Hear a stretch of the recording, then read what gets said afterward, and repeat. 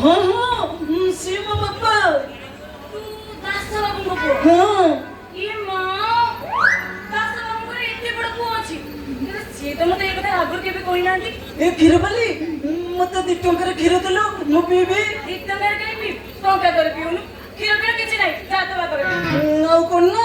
ମୁଁ କଣ ଜାଣିନି ତୁ ମୋ ବାପାକୁ ଦବୁ ବୋଲି ମତେ ଦଉନୁ ତୋ କଥାବାର୍ତ୍ତା ଠିକ ନାହିଁ ଆଉ ଓହୋ ତୁ ବୁଝୁनु କାଇଁ ତୁ ଛୋଟ ଛୁଆ କଞ୍ଚା କ୍ଷୀର ପିଇଲେ ତ ପେଟ ଖରାପ ହେଇଯିବ ଆଉ କଣ ନା